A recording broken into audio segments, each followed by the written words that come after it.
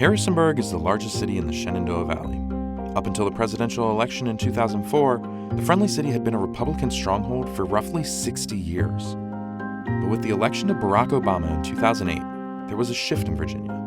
What once was a deep red state slowly started turning blue. National and local races began to consistently go to the Democrats, to the point where they took control of the State House, Senate, and Governor's Mansion in 2019, a trifecta in state politics. In Harrisonburg, a Democrat-controlled city, the local GOP hadn't even run a candidate for city council since 2014. Until now. Hi, welcome to Health Quest Harrisonburg. I'm Dr. Kathleen Kelley, physician on a mission, and my mission is to get you healthy. Welcome to day 17 of Health Quest Harrisonburg. I'm Dr. Kathleen Kelley. Today we're going to talk about exercise. You need more than just cardio to feel great.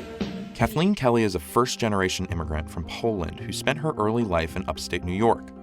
While she started off her career as an engineer, she eventually found her way through medical school to become an internal medicine doctor. She moved to Harrisonburg in 1997. Since then, she briefly worked for NASA. She co-founded a local pottery store, and she worked for Ideal Health, a company that sold vitamins and supplements that was purchased by President Donald Trump in 2009, later to become known as the Trump Network. So one day I get a call from my doctor friend Megan, and she goes, "You want to talk to Donald Trump?" And I'm like, "Really?" I'm like, "Are you kidding me, Megan? Why are you going to talk to Donald Trump, Megan?" She goes, "He wants to buy our company." So everybody in the company's getting on this call. I'm like, "Okay." I said, "I'll listen in, sure, why not?" And this is like, my vision of Donald Trump at the time was that he was very pompous, because that's what it was on TV, right? Gets on the call, nicest guy ever, and they had a really nice conversation. I'm like, wow, that was not what I was expecting, So he bought the company. But one thing that she says she never really considered trying was running for office. I was minding my own business, and I got several phone calls from different people, and then I got a call from the head of the local GOP, Jeff Mayfield, and said, "Would you run for office?" And I said, "Don't you have anybody else? Because I'm really busy, and I'm not a politician." And they said, "Well, we're looking at other people, but we only have a week, and can you let us know?" And so every day I'd get on the phone and, "Did you find anybody?" No. So the day of the deadline, I said, "Well, if you haven't found anybody, I'll run, because somebody's got to step up to the plate." Now that Kelley is up to bat, she has to ensure that her Republican messages are resonating with voters in a blue city. So she's tried to take a more bipartisan approach to much of her campaign. So I don't go out there and just say, "I'm Republican, vote for me." What I saw this year in the city with the virus, I see a lot of desperate people. They come through my office. I see people that won't leave their house. I have patients that have not left their house since March. They're petrified. They're not living.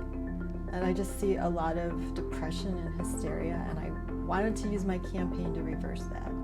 Her campaign has spent a lot of time analyzing some of the most pressing issues facing the city, and she says that getting people back on their feet and getting students back to school should be a top priority for City Council.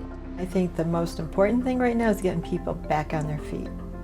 There are a lot of things, there are a lot of wants, but to get there, we got to get on our feet first. And so to reopen businesses and get kids back to school safely is probably the first thing we need to do. Kelley recognizes that she's facing an uphill battle, but that hasn't stopped her from getting out to meet city residents. She often goes out to canvass on weekends with her family and other local Republicans. Just that. So we're just waiting for her. I thought I gave you a pack. I was just holding these. This was your pack. You want this to hold it all together? Yeah. This third, they'll do first, second, and third, and we'll do Stuart and then fourth. Good morning. Afternoon. We have a list of, Republicans or weak Democrats, and then we just go down and leave it there. Okay. Because the hard Democrats aren't going to vote for us. Yeah, I got a new phone just so I could use the app. So if I go through so many packs, I can figure out how many houses I cover. So, yeah. That's awesome. So we've done over 3,000. Over 3,000 so far, yeah. I did meet a lot of dogs. As with any political campaign, obstacles do still come up. One obstacle that Kelley has been forced to confront relates specifically to the management of her social media accounts. Oh, I got banned from Twitter, I got banned from Facebook for posting the truth. The truth that she has drawn criticism for stems from posts that have been allegedly tied to the far-right conspiracy group QAnon. One of the things that they cited me on is when I said, Hitler's a democratic socialist, we better watch out. You know, what we're seeing now is what we were seeing in World War II with like Antifa. It's the same group, they just, a different name. Harrisonburg's Democratic Central Committee chair has been one of the most vocal critics of Kelley's posts. There's some very disturbing allegations and disturbing social media posts from the Republican candidate. I think that is horrifying, frankly. And it's deeply, deeply concerning that a direct embrace for QAnon, dangerous, harmful conspiracy theories are really the Republican ticket in Harrisonburg. While she recognizes there's been some backlash for sharing certain things, she insisted that the more pressing issue is waking people up to the truth, as she called it. I read a lot of things. I read Al Jazeera, I read Amy Meck. She's got a totally different point of view. I read a lot of information. I read RT. Of course, I don't broadcast that too much because people go, Russian bot. That's what Facebook said I was. So I got banned. I'm like, okay, now what do I do? Well, I better start writing letters to the editor because it's my only source right now.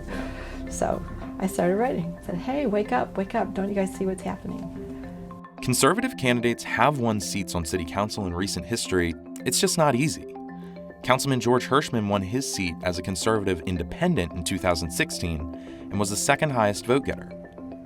Having Hirschman on the ballot with her this time could prove to be beneficial to Kelley, but that depends on who you ask. He does have support on both sides of the aisle, and it could be a plus or a negative towards her, depending on who you're talking to. I would say overall, though, the Republicans that supported him in the last election will also now support her, so it does boost her a little bit. And although obviously she hopes to win, she said that she hopes that regardless of the outcome, her campaign will make a positive change in the community. My campaign is basically about bringing the community back together and working together to solve our problems so that we can lift everybody up and that everybody has a chance. They have a chance at the opportunities that my kids had. It's a really good town to live in, that. And I just want to keep it that way and keep it getting better all the time.